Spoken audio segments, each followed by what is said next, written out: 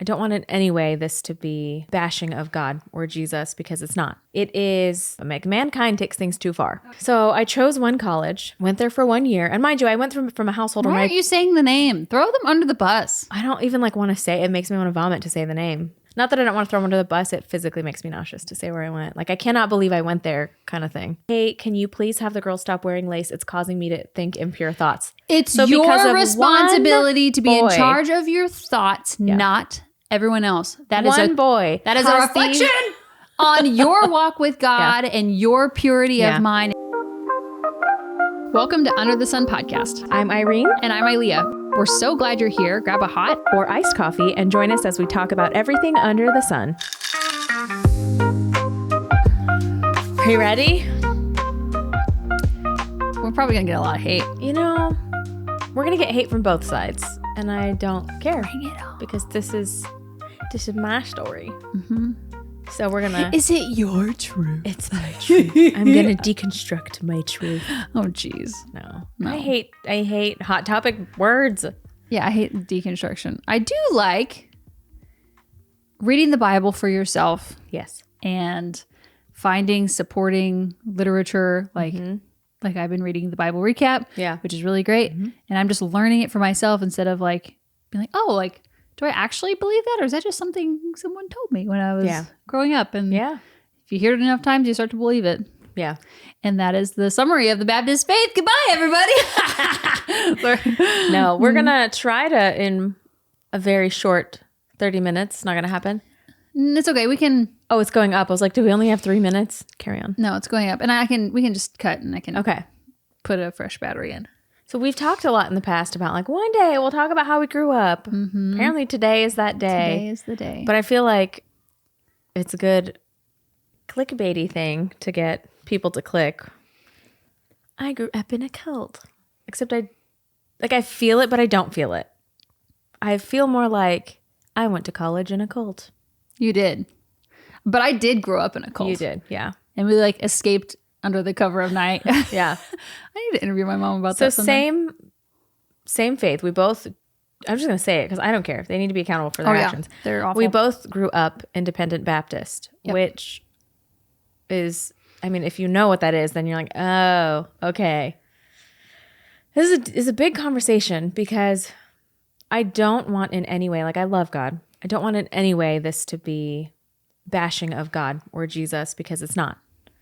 It is the bashing of men who, I'm not even bashing. It's just man or woman, but mankind takes things too far. Oh yeah. And they in every situation. Yep. And so that faith is very legalistic, very follow the rules or you'll get in a car crash and die. Mm-hmm. Obey your parents or you'll get in a car crash and die. Like the amount of times we heard that in a teen camp. And it's funny, like where is that in the Bible? Pastors from all over the world. That tells me it's something. It's not like one pastor happened to tell that story, but like he'd go to camp in another state and they tell the same story. So-and-so smoked weed and got in a car and died. And it's like, okay, why is everyone saying the same? It's like when Schmovid was there and they got the news clips and they were all saying the same exact thing word by word. I'm like, okay, why is everyone just getting in a car wreck and dying? Mm-hmm. Now I have a perpetual fear of car wrecks, but I kind of equate growing up independent Baptist, independent fundamental Baptist. At that point, it was that Bible believing Baptist.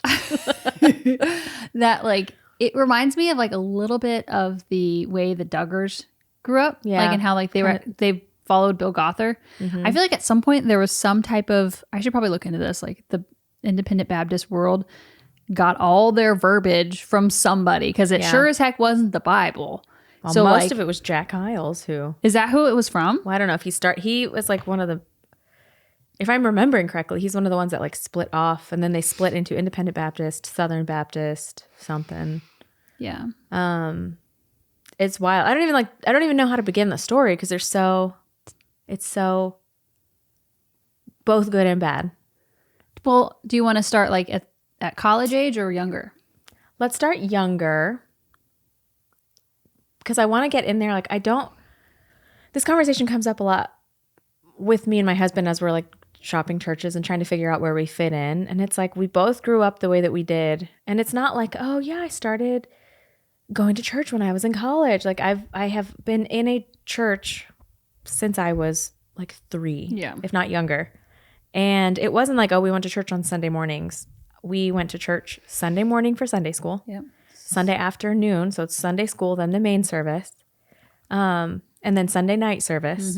And in between those things, we were on a bus route picking up kids to go to church. So my day started at like 7 a.m. on a Sunday. You pick up kids, take them to Sunday school, then they go to junior church, then you take them home, then you go home and take a nap. Then you get there at 5:30 for choir practice. Then 6:30 is the service. And I'm like sweating. No. And then after that, Isn't you do like whatever like youth activity, like the day of rest. The day of rest, instead of you're like jam packing it full of stuff that. Yeah. Anyways. So that's Sundays every year until. Did you do Wednesdays? I was maybe 20. We'll get to Wednesday. That's Sunday.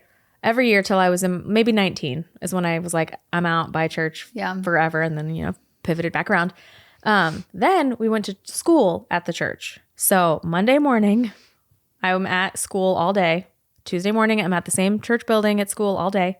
Wednesday morning, I'm at school, and then I go home for a little bit, and then we go to church Wednesday evening. Earlier than the service starts if you're volunteering. Then school on Thursday, school on Friday, and then Saturday, not my day of rest. Saturday, you get to the church, you go out, you invite people to the Sundays. I was there 7 days a week for years.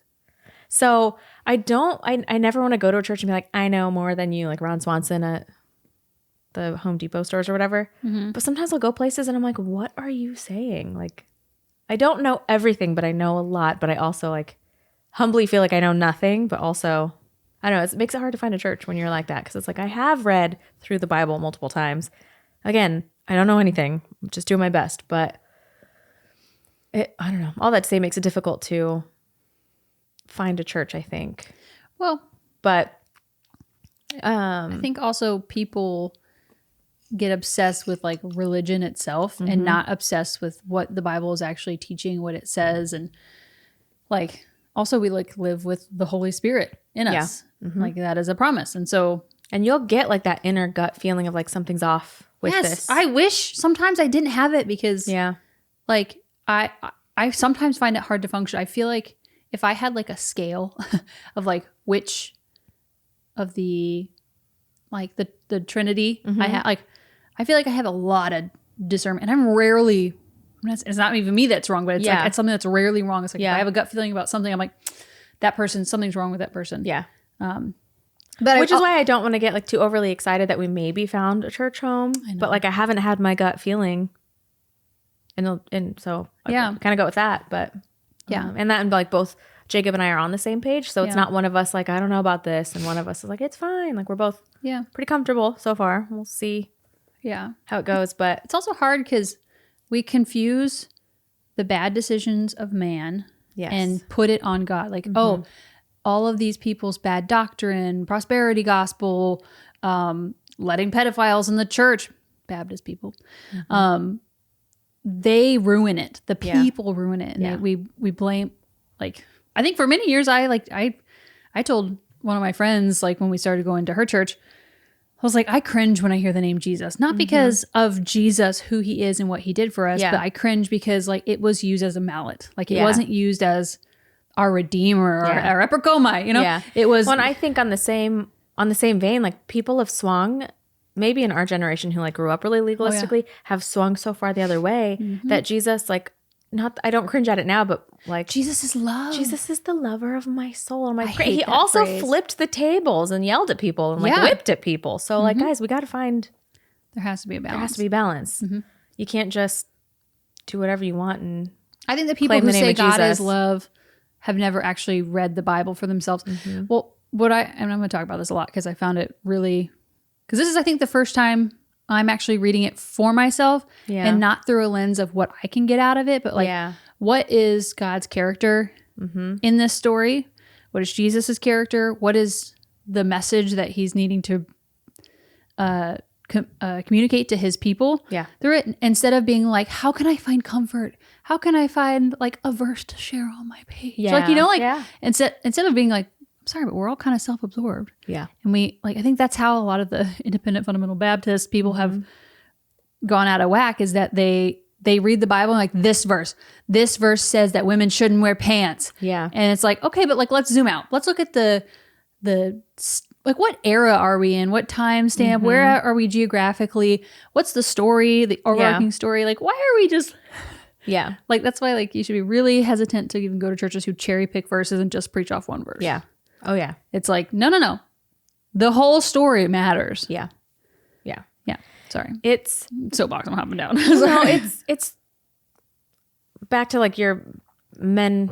People put too much faith in men. There are some people, men and women, who like got me through my teen years, where you like need someone to, I don't know, talk to or whatever, who actually helped a lot, then went on to like ruin their lives. Yeah. And so that can shake your faith for sure, especially if you're like a kid who doesn't have like a deep relation. You don't know you haven't actually been through anything hard per se. Like, yes, teenagers are hard. If your home life is shaky, it's hard.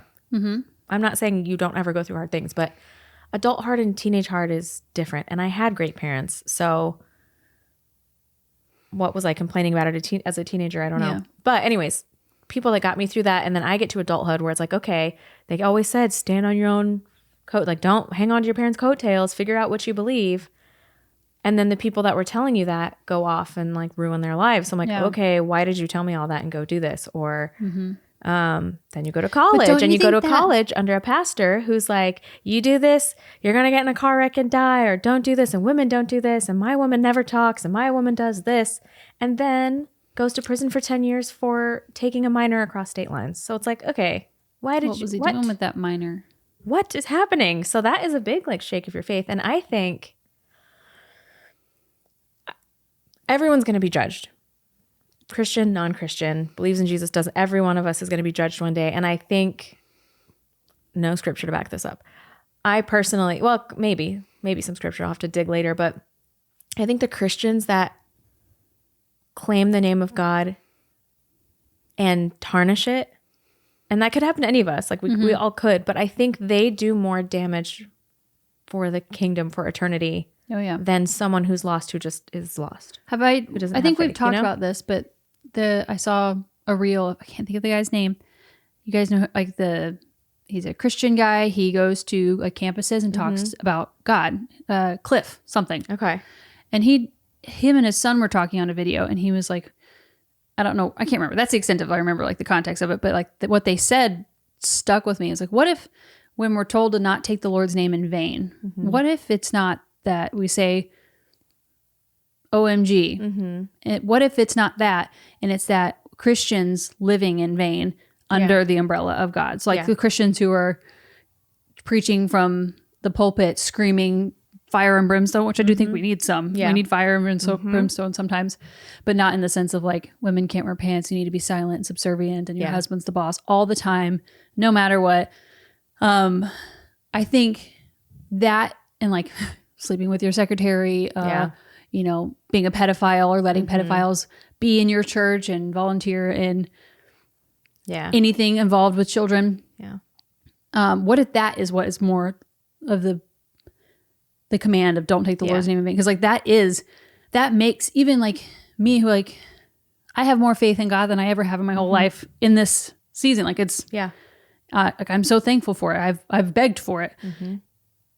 But like I see like people from my past that are doing like that have severely fallen, like severely. And I'm like, that is doing more damage for the kingdom of heaven than a non-Christian doing it. Yeah. Because they're like, oh, look, told you those Christians are all creeps and pedophiles or hypocrites. Like, I know some people who are Catholic who are wonderful people. The kind that would give you the shirt off their back.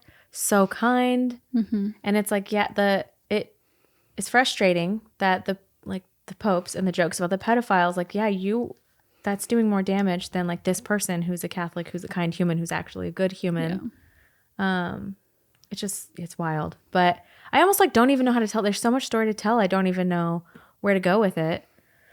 But so if anyone wants a little like glimpse of where I went to college, it made it into a documentary on ID and discovery. It's hard. It's a hard watch, but it's worth it. So I'll say I only was it a hard watch because you went there? Yeah, a hard watch because I went there, and like a lot of feelings that I thought I had passed or like didn't care about. When I heard the man's voice preaching, I think I did cry like a little bit during one episode because I'm like, what? Not what did I do? Why did I go there? Because you're like so heavily pushed to go there. Do you have brain fog? Are you lethargic? Do you have digestion issues? Do you not poop enough? Are you pooping too much? Do you have angry outbursts? Does your butthole itch? Irene, does your butthole itch? Don't answer that. Don't answer. I'm gonna answer. Well, if your butthole itches, what does that mean? Question. That means you have a worm. Or many worms. Lots of worms. And I know what you're thinking. Worms. Are you kidding? That doesn't happen. I've not left the country. Yeah, it happens. Guys, like you can go touch the soil in your front yard and get worms from there. Like, because if you have pets, they lick you. We're disgusting, honestly. And like food, like produce, if it's not cleaned properly or if it's grown and like, they're everywhere. Yeah. So most cultures cleanse once a quarter. Yeah. So deworm themselves all the time. You gotta deworm yourself, and we have the perfect brand for you. Yes. Roger's Hood is where we get all of our parasite things from. She has this kit. It gives you everything you need. It has 3 tinctures. There are... And heavy metals, too. Yep, pulls heavy metals out. It's so great. Yeah. I did it. I'll just say it. I did it, and the very first day that I started the tinctures, an 8-inch tapeworm came out of my butt. 8 inch. So... And... I mean, I have left the country on like cruises, but it's all sanitary and everything's washed and they're there. It's just life, and we have to just cleanse regularly. Yeah. So use our code UTSP10 and you won't regret it. Yeah. I don't know. It just brought up a lot of weird... Get your MRS degree. Brought up some feelings, you know? But it's called Let Us Pray, and it's PREY instead of pray. And it's a hard watch, but it kind of explains... like the grooming that you could have gone through and stuff. And like, thank the Lord, nothing happened to me. But I think here's a topic I want to talk about too. I think that nothing happened to me because my mom was everywhere I turned around, to the point where I'm like, what is it? People would be like, let's go hang out after church. I'm like, great. Whose house are we going to? They're like, your house. I'm like, why are we going to my house? All the time. But my mom is like very hard-loving, intense Mexican woman, and you do not mess with their children.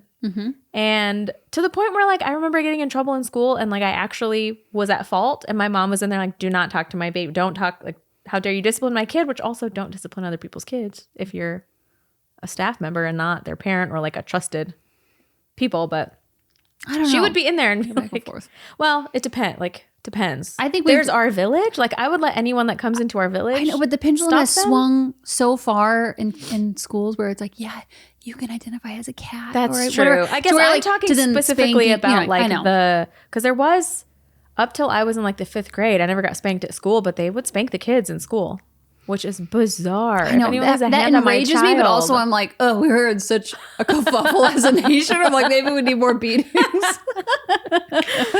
But I don't know. Where was I going with that? Sorry. Oh, so my mom was at like every summer camp. My mom would go and chaperone. And I don't think she didn't trust the church. I think it's just that all she ever wanted in life was to have kids.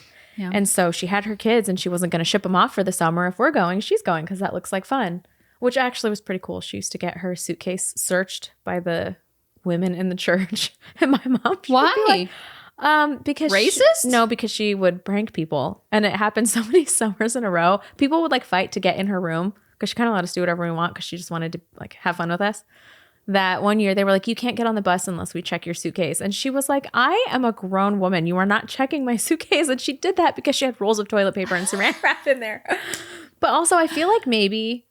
And again, my story is different from my siblings' stories. I'm only speaking from my personal experience, is that I feel like people thought, we're not going to mess with that lady's kids. She's crazy. And I'm like, kind of good. Because when we go to churches too, I feel like people are going to think I'm crazy. But mid-service, I've gotten up and I'll go like lap the kids' rooms and like peek my head in each room. And it's like uncomfortable. It pushes me out of my comfort zone to get up and leave the service and have the little guard swipe me through. And then I peek my head in and it's like, but I kind of want people to know, like, that lady's crazy. Why does she keep looking at us all the service? Yeah. And it's better that than something happen in the middle of a church service, which things don't only happen at summer camp or at sleepovers or on youth trips. Like things happen in the middle of Sunday morning services. And I don't know. There's a lot of thoughts from like, how do I teach my kids to love God? How do I teach my kids to respect God, respect authority that deserves respecting, but also be able to stand up when something is wrong, push back at authority when something is wrong, and not just trust people because they're in the house of the Lord. I know. And someone said it once years ago, and it made good sense. It's like, why are all the weirdos why do they seem to flock to church? And the way that he phrased it was like, well, you know, Jesus is the light of the world, and the light attracts a lot of weird bugs. Yeah. But that doesn't mean those bugs get access to my children. So, but the craziness. Do I just go for the craziness? I guess I don't know where to go. Well, I don't know where to go with this, but I know I wanted to talk about it. Baptist people, like a part of their grooming is like, you have to trust in the Lord no matter what. Your kids belong to God. Well, duh. Yeah. Of course they do. Yeah.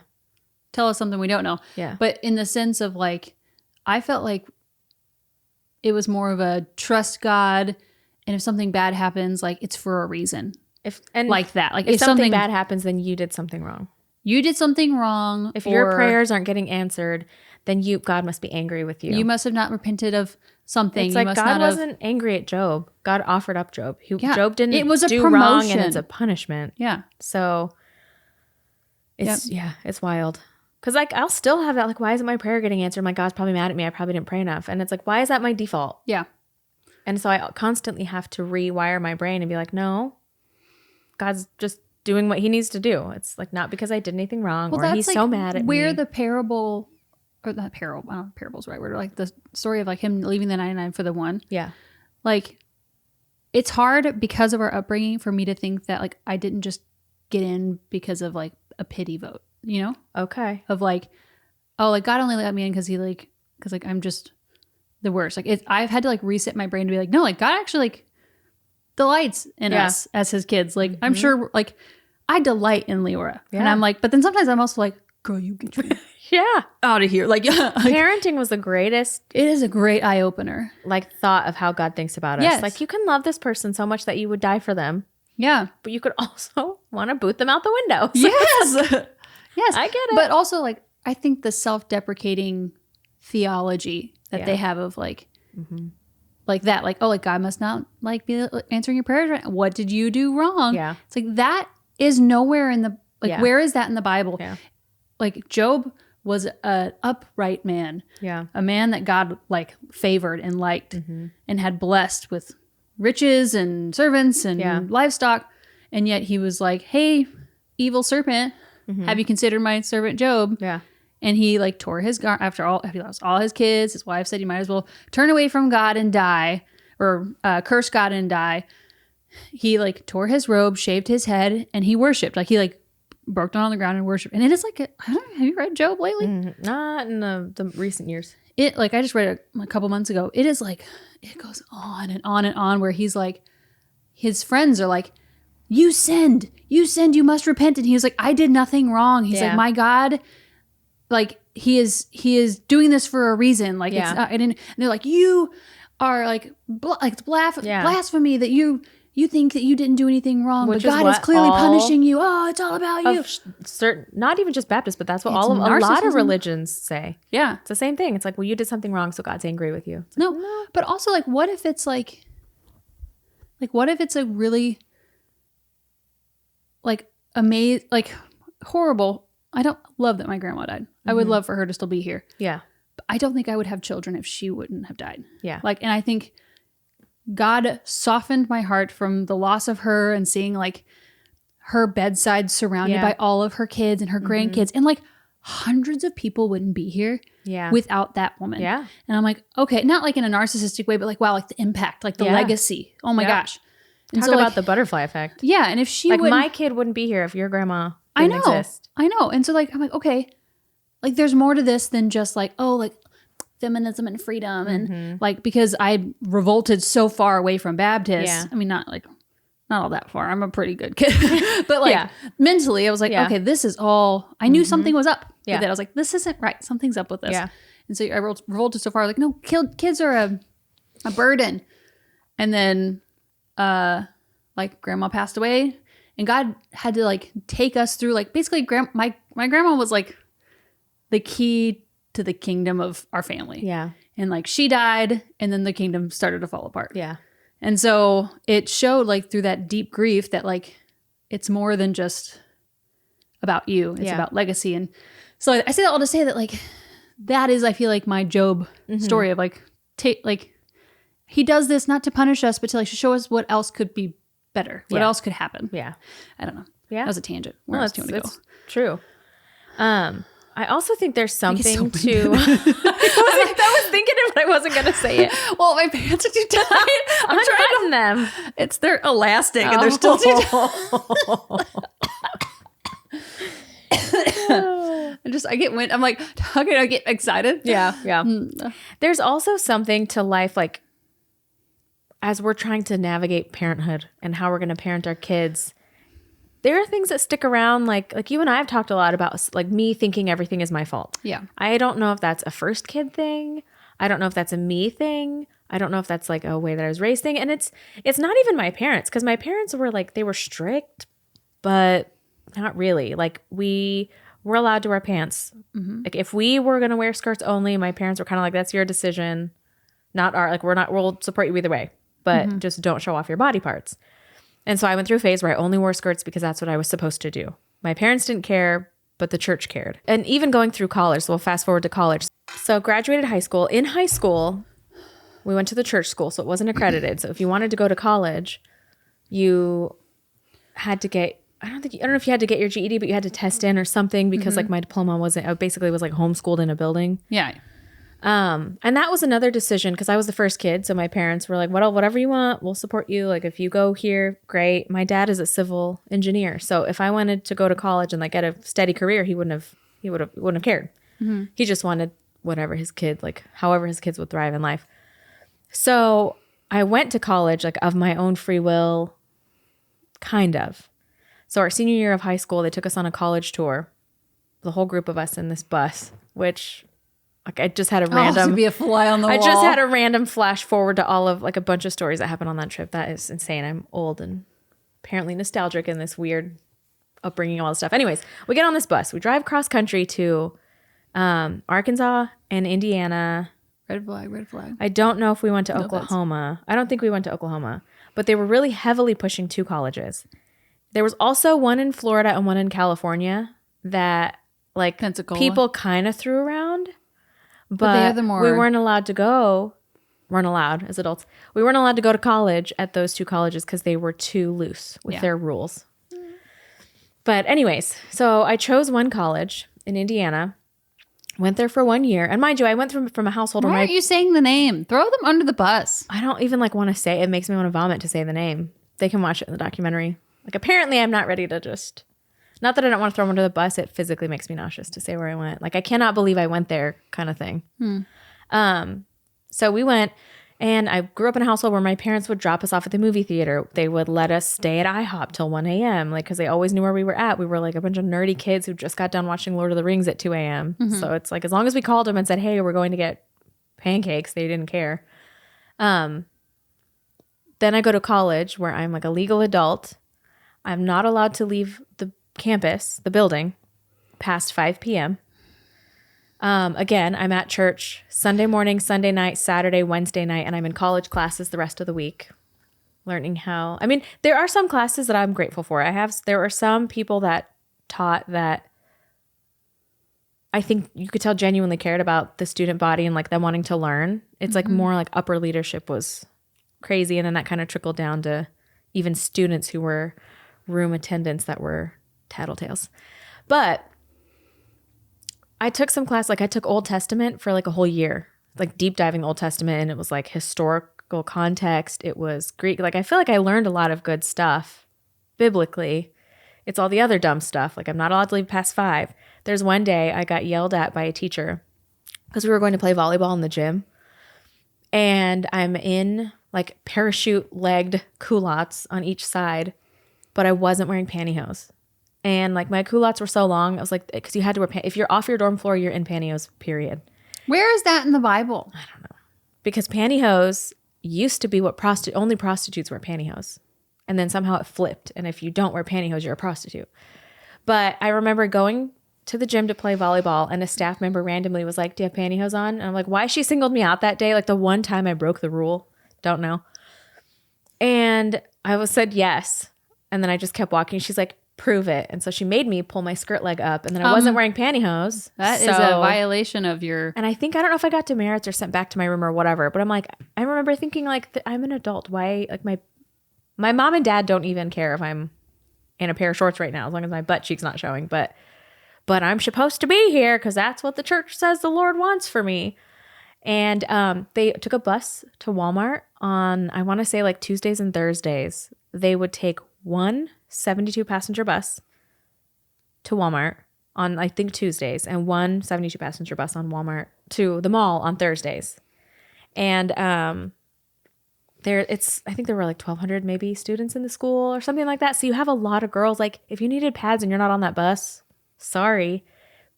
And I remember the first time the bus came, I was like a kind human. So people were like kind of flooding in the bus really fast. I'm like, oh, go ahead. Okay. And I'll go in when I can. And then the next week, I think the bus was full, and the bus driver was like, sorry. And he would literally close the doors on the girls and like not chop their arms off, but like chop their arms and say like, get out of the bus is full. And then you just would be stuck on campus. That was the only 2 times you could go off campus that wasn't church. And boys were allowed to have cars though. Boys were allowed to go to the store. Boys were allowed to have off-campus jobs. Girls could work on campus, or you could work at a call center that a bus drove you to. That's why so many women have left. Yeah.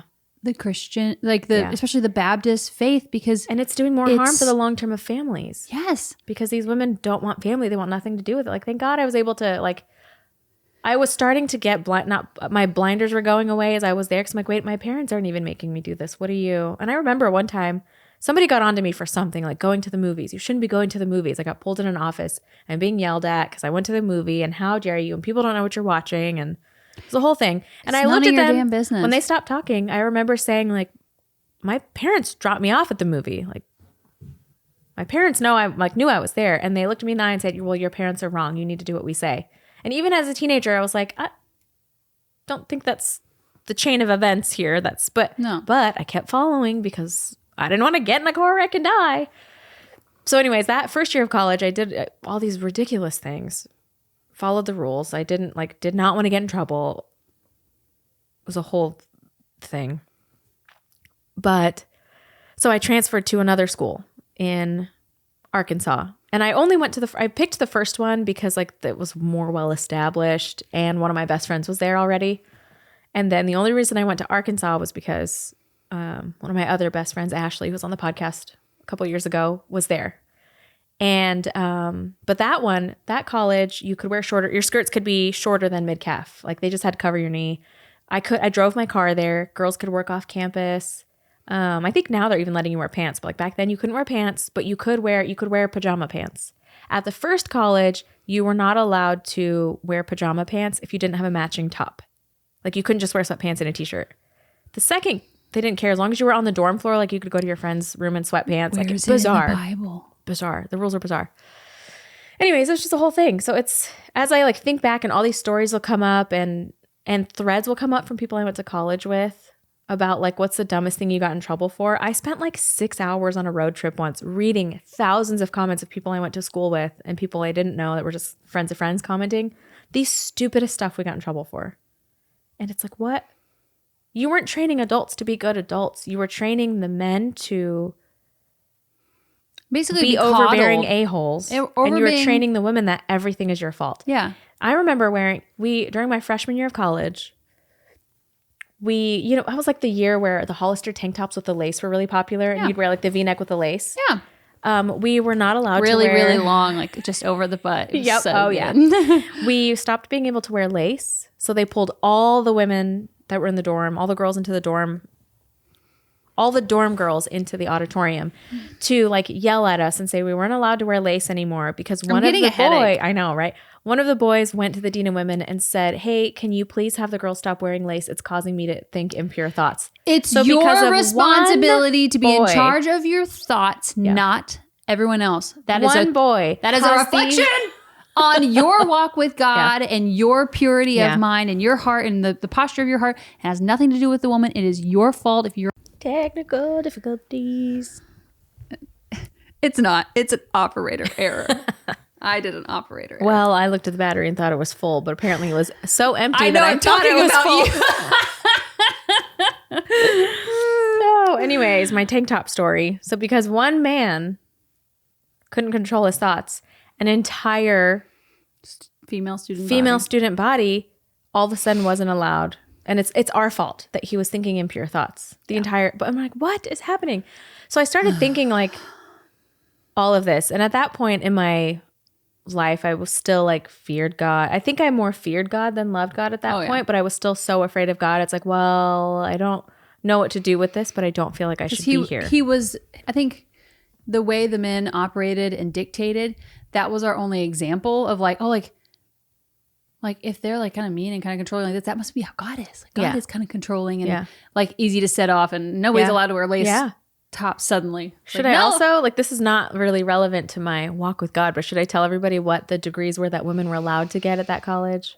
Women were only allowed to get an educational degree, a secretarial degree, and a marriage and motherhood degree. You could pay for 4 years of college to learn how to be a wife and a mother. In what world do you pay someone out the wazoo? You pay for housing. You have to pay for like most time a food package or whatever. And then they're allowed to dictate grown adults. Yeah. For females. Yeah. When they can leave, where they can work. But not the guys. What degrees they can have. Yeah. So I'm saying like in what world, like I get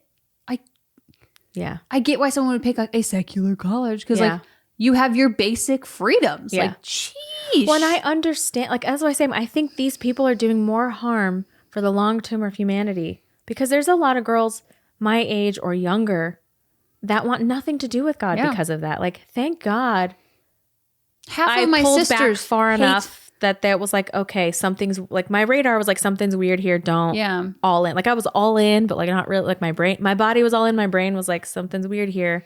And there was a good year period. That is the Holy Spirit telling you. A year or two that I was like, I want nothing to do with God. If this is God, then I'm out. If this is church, I will never step foot again. Well, that's the thing. But I had this like something to bring me back in, and not everybody gets that. Yeah. Some people get the like, now I'm a super feminist. All men suck. All men are awful. I'll do whatever I want. And like that's all churches like suck. All the church all Christians people suck. are gonna have to answer to God for that one day.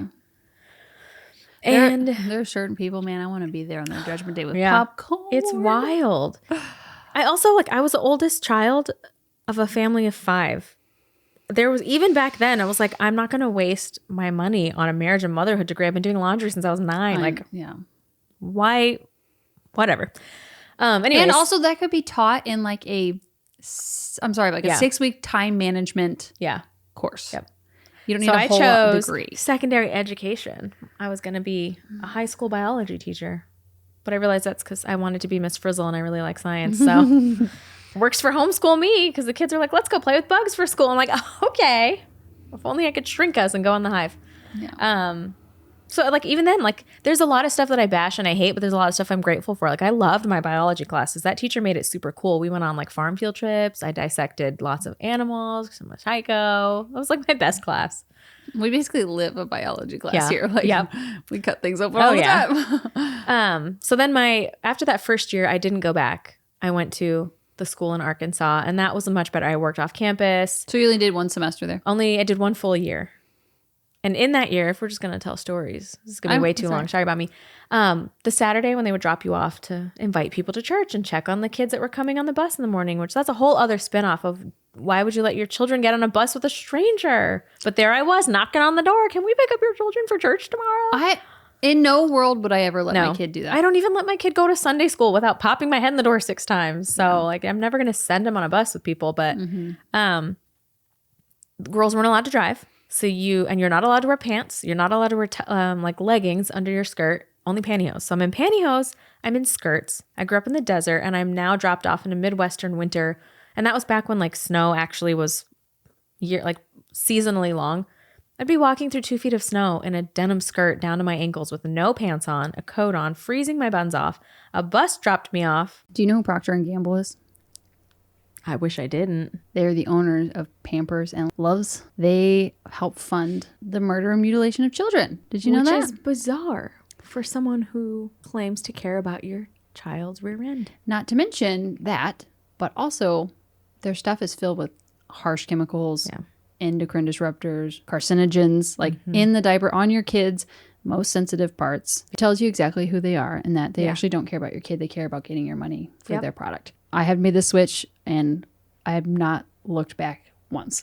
Good. It's with EVERYLIFE. They are non-toxic diaper company, but they auto ship to your door and we have a code with them now because I use their product like we always do, guys. We use the product first and then we're like, we reach out. We're like, guys, we want to talk about you on the podcast because we think our listeners would actually really benefit from this information. So, or this product. So, anywho, but yeah, we have a code with them. Woohoo! Code UTSP10.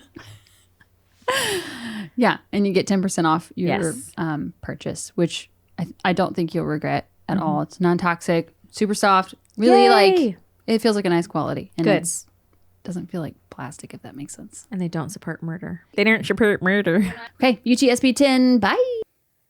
In Chicago, and you're not going to, you're going to like the slums of Chicago. Like God protected you though during that time? Wild. And I remember being a teenager and my mom going to the pastor again, because my mom's not afraid to speak her mind. Angels just have like a really thick cup of coffee. Like as like people are being dropped off, they're like, why do they keep doing this? This is bad. I remember my mom going once because would drop off like the teenagers on the same, it wasn't like a teenager with an adult. It was like two teenagers going on this dark street by themselves, and then they drop like in a cul-de-sac, they drop another set off here, and you would just kind of scour the whole neighborhood like rodents. I did this, yes, and it makes me want to jump off a bridge. And I remember my mom saying, like, I'm uncomfortable with you dropping off my 13-year-old in a dark street.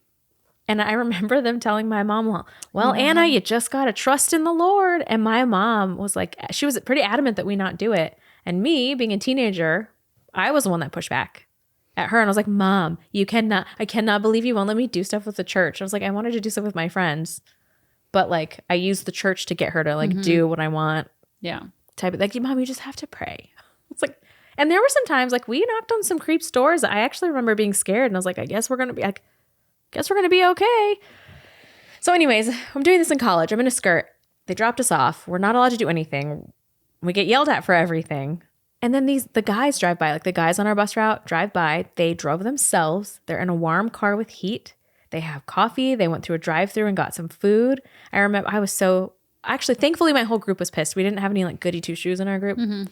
But the guys drove by and were like, hey ladies, stay warm out there. And like shook their warm food and their drink. And then they drove off laughing. We all were so pissed. We didn't even like finish the route we were supposed to do. We went and like found a Mexican food place and we just sat there for 2 hours. And then when our like bus director came by and he's like, have you guys been sitting here the whole time, and tried to yell at us? One of the other girls was like, absolutely not. It is 0 degrees outside. You drove by in a car laughing at us. Like, we're done. And so I'm glad she was willing to say that, because I kind of, at that point, I would have just followed the pack. Like, I'm a freshman. I'm 17. I should not have left my house to leave the state at 17. Like, thank goodness she said that, because I probably would have like muscled it out, because never call me a quitter. I'm not going to be the one calling it quits first. So wild. Anyways. I will if there's something unjustified happening. I'm like, I wouldn't. Whoa! Like I'm very quick to be like, this is not safe or fair. Yeah. I just didn't want to get in trouble. I was just so tired of getting yelled at. And I was a good kid, so I rarely got yelled at, but like the fear of getting yelled at kept me just doing whatever within reason, whatever like everyone was doing. My second year was much better. I still took some good theology classes. There were some courses. That was a different college. It was a different college, still kind of strict, but much like a breath of fresh air almost. But that was the point where like my gluten kicked in. And I think like I would probably have like classified as clinically depressed at that point. And now that I know what I know about health and body, I think that the stress of the year before, the stress of that summer when I had to tell everyone that I was switching colleges, and it was just a whole thing. The stress, I think, and my nervous system paired with the gluten kind of like tanked me. So like I would get up, I would go to my classes because I'm not going to sleep through classes, and I could go to work. And then I spent like most of the rest of that year in bed, like literally just in bed. I could not get out of bed. So, but they still did the same things, like the church, the school, the soul winning, the door knocking, the bus routes. But like I wasn't getting yelled at if I didn't go. like someone would come and knock on the room and I'd be like, I don't feel good. And they'd be like, okay, see you later. It wasn't like the first one where they'd come into your dorm room and like check your bed to make sure you're not hiding in it because you have to be at church tonight. It was wild. Anyways, How all is that that to say, making there are a good- lot of girls who now want nothing to do with church, want nothing to do with God. Like, and again, like, I don't know how or what or why I am still like, I love God more now than I ever have. I trust God more. And I don't think I've ever trusted God. I think the trust is a big thing. Yeah. It's literally a miracle because I know so many people that don't want anything to do with church and anything, and that breaks my heart because that could have been me. Yeah. You know? I had to pray for it. Did you have to pray for it? Because like I am so like I could I don't know still how it flipped. I still feel the disgust and the rage towards like the controlling, non-biblical, like authoritarian, and like I can see why I leaned more feminist for a while because like what do you expect? Like when you go from like women don't have value unless you can give birth, like have babies and get married, like that's your only value. And I remember like a similar thing. I remember I didn't go to a Christian school, but I did go to I played volleyball for a Christian school. I remember them handing out pamphlets for college, and they had girl pamphlets and guy pamphlets, and it was like basically how to be a homemaker, like the classes you can take. Yeah. And the dudes had like the full things, the engineer, the blah blah blah. And I just remember like that was like the first like click moment of like, I don't get this. Yeah. Like there's nothing about, I'm sorry, but there was like a real idiot in our class. I'm like, there's no way he's getting into college. Like, or like, and like, it's like, there's no way. Yeah. But I can see why women especially are so turned off by it. Yeah. But I had to pray, like, I had to pray hard and like read the Bible and like find out like who God actually his character, not just what like Bible shaking, yelling, revival preachers. Yeah. Some of them are good. I don't know that I never swung feminist per se. And I think that like I can accredit that to my parents being stable. Like if I told my dad I want to be an engineer, he would have been thrilled. He never would have said, you just have to be a wife. Like, thank God. Maybe it's my parents that kept me normal. Like, thank God my parents were normal people. Mm-hmm. And I don't know. I remember praying though when I was in college and like, there's so many things. When you're growing up and in high school, you're not allowed to date, which is like, okay, maybe whatever. Maybe you don't 1. need to date. Yeah. Maybe we could split it into a couple. We'll just talk about this today. You're not allowed to sit within 6 inches of each other. You're not allowed to like talk to somebody too long or they think you're dating. Then the second you get to college, my freshman year of college, one of the teachers, this is a big group, like boys and girls. This is one of those like not separated classes. Mm-hmm. The boys were basically told, if you don't have a date to the Harvest Festival, then you're failing this class. And they were completely serious. But girls couldn't ask boys. But like, so we didn't like, if we didn't have a date, whatever, you're just an old hag. But the guys would have failed a college course because they don't have a date. Wild. And then you go home and it's like, are you dating anyone? I was like, I'm still 17. And I like, even if I was, I'm not going to tell you. But it's like weird how much they push you. Well, then that causes these people to get married before you know this person. And then because they don't know how to discern the Holy Spirit, they only operate out of fear. It's just crazy. Like the lives that these people have done harm for. But I don't know. But I remember praying like, God, I just want someone who is normal, but loves you, then trusts you. You biffed it on the first one. She's married to my brother. I could say that. Yeah. No, and then like, this is something I had a youth pastor's wife tell me, like, write down everything you want in a man and then like pray for that now, which I don't think is bad advice at all. I think it's, And then one year, I don't know where that paper went. One year I found that page in like an old book of mine. Mm-hmm. And your brother checked off like most of the things. I think he just... Have we ever talked about that? Yeah, we talked about it. Okay, because like I have the same thing. I remember dating somebody else. Yeah. Rebound. And being like, I don't like anything about this. And I didn't realize you could like anybody, really. Yeah. Until I met Dave. I was like, oh my gosh, this is what it's like to like enjoy someone's company. Yeah. You can be heel supported. Because both of the people I really dated were in the Baptist world. Yeah. And it's like, you just do this because you have to. You do it because you have to. And it's just like, I look back and I'm like, ooh. Yeah. Anyways, but I remember like still dating someone and writing a list like what I want in a husband, and like that dude did not check any of it on the list. But then like a week later, his fine tushy walked into that bank, and I was like, going to marry that. I mean, actually, I saw a picture on the desk, but like he then walked in a week later. Like after it happened so fast, and I think it was like a flippant prayer, so much so that I don't even remember doing it. But I think that like things like that, like God does care about the desires of your heart. Yeah. And like one of them was, and it's not non-negotiable.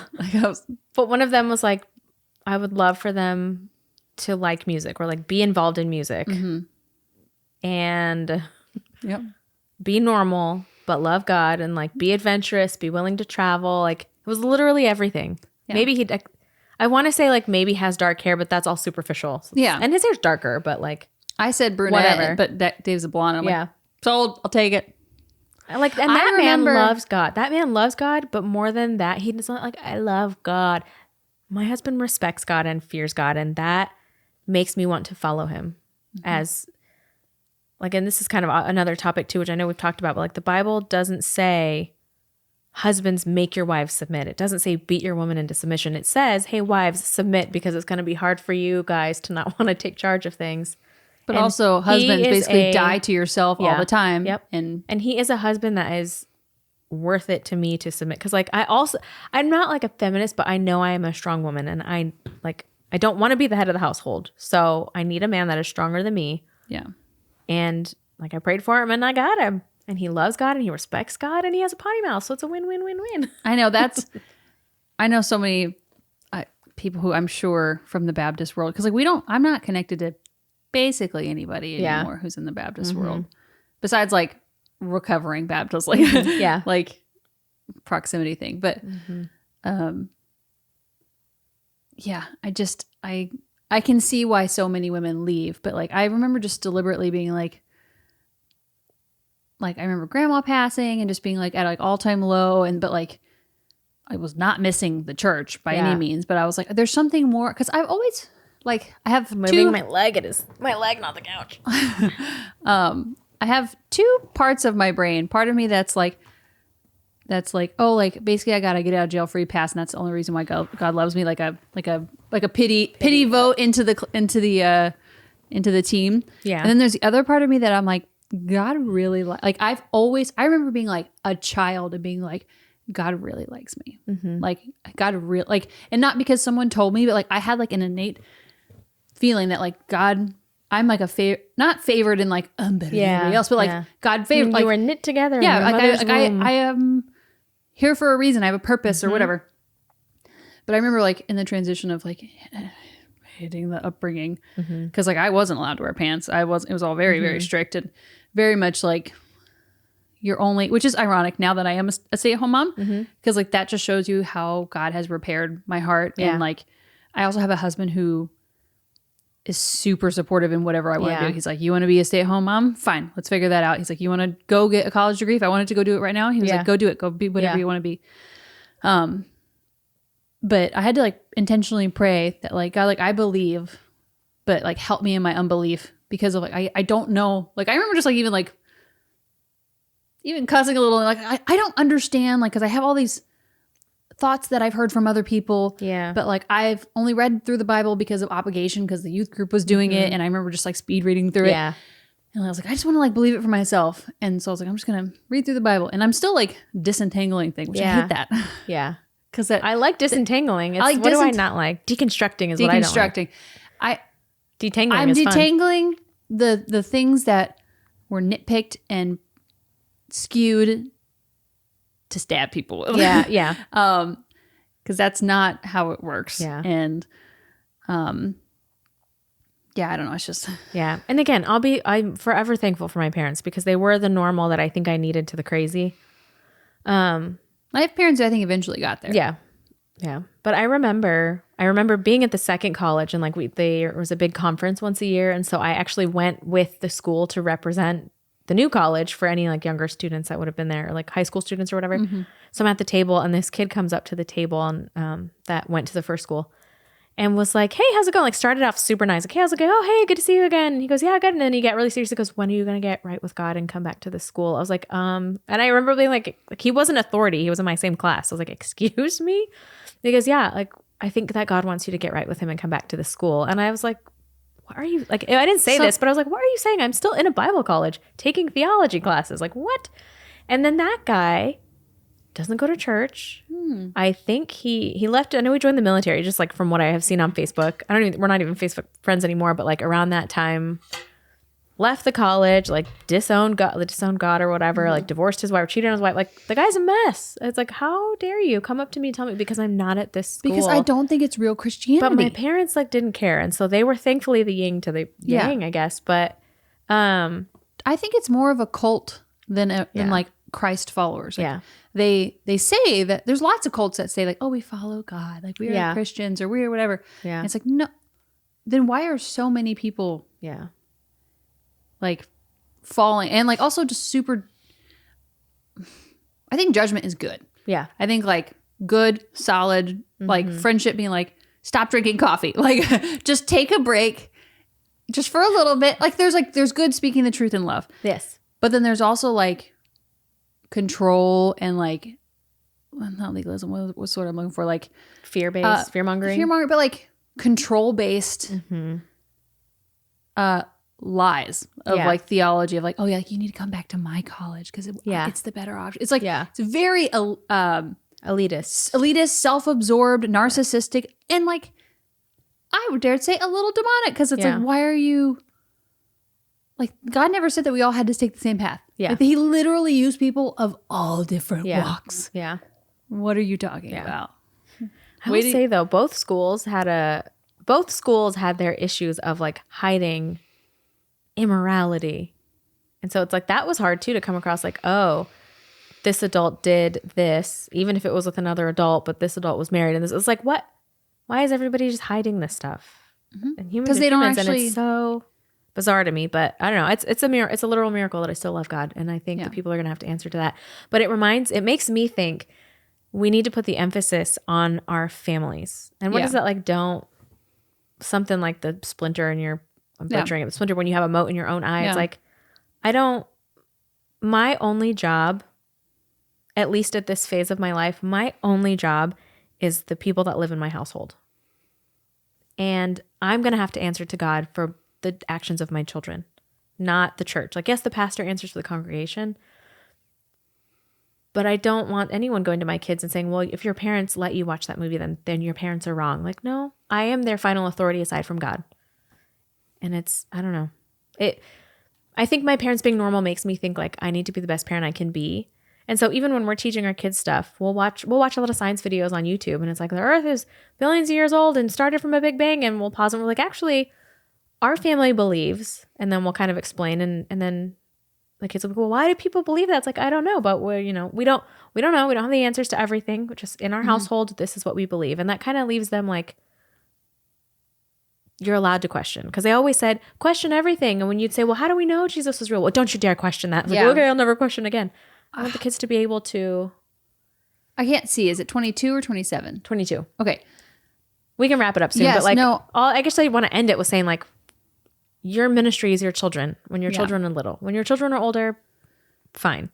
But at this phase, my only thing now is to get them to love God, fear God, respect God. And like the Holy Spirit will tell you whether you're doing right or wrong. Right. And it's up to you to listen to the Holy Spirit. But like, I don't know. My two parting thoughts is I'm reading a book called Mama Bear Theology right now. And it goes through, I'm only on like chapter 5 or something. Yeah. But it talks about how like basically statistically, moms are the reason either kids, for better or worse, yay guys, stay Christian or become Christians or stay Christians. And usually it happens around from like 7 to 12 when they are asking those questions. And they're like, we just like, and your kids statistically will likely leave the faith if you don't answer their questions adequately. Or they're like, like they don't know the answers, so I'll just move on. And I like, I remember that. Like I remember asking like, why don't we wear pants? Like I don't get it. So I recommend it. I'm only like 5 chapters in, but it's very good. And it's like basically how to answer the hard questions. And she's like a conservative Christian, actual Christian, like mom. And second thing is that like, don't let Christians ruin Christ. Yeah. Like, yeah. I think many times we put our faith in man, and like we were told not to idolize, not to put, like worship any idols. And I think sometimes people worship pastors, they worship Christians in their faith because like they got their skirts and their perfectly done hair and all the things. And it's like, no, they're not the arbiter of truth. Like it is your job to have the relationship with God so that you can then steward your family well. Yeah. So that's it. Yeah. That's all I have. Yeah. So but now I'm like sweaty and traumatized. Sorry, dude. You have to watch the documentary though. Watch it but like I will say I'm over it. I feel like I processed. I'm in a good headspace, good relationship with God. But like watching that documentary brought up some it has nothing about God though. That's the problem. The like, men bring up the feelings. I don't watch things like, I mean, like I don't think of things like that. Or like my mom tells me a story about like, one of the morons and her like family. And I don't think like, oh my gosh, I can't believe God's still doing that. It's like, oh my gosh, I can't believe you idiots haven't figured it out yet. Like, come on, get with the program. Yep. Anyways, we should cut this, but also, we should talk more about this. Maybe we should do a part 2. Cause also like I should have my mom on and talk about how we escaped the cult. Yeah. Yeah, we should. And then like we should, cause part of this, like a big goal of our podcast is to help you, help us mother. We're all like mothering together and like be our virtual village if you don't have anyone close to you. But like part of it too is we want this podcast to be God honoring, and we never want it to be bashing, I don't want to do it if God doesn't want me to do it. Yeah. And we've also been through, like, not that we know everything, but we've been through a lot. So if there's someone younger who's still legalistic, like there are women out there who are a little bit older. Oh no, I'm in the older category. But who are a little bit older who've lived through it and have probably lived through a stricter version than what you lived, because I feel like everything's kind of loosening up sort of as it goes. But because now the last college I went to, like everyone can wear pants. Some of the schools I went to, you can wear pants. So like things are getting better, but like I feel like I went through that like thick of it in the 90s and early 2000s. That was I still can't wear jean skirts that are on like at Target. I'm like, I can't. I bought one. It's knee length and there's a slit in the back. And I stressed out a little bit the first time I put it on, but it was really cute. And I was like, okay, I like it. With my sneakers. We're canceling the podcast. Goodbye, everybody. All right, we'll see you next week. Yeah. Bye.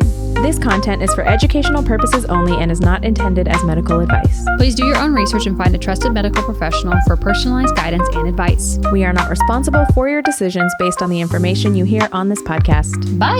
Bye.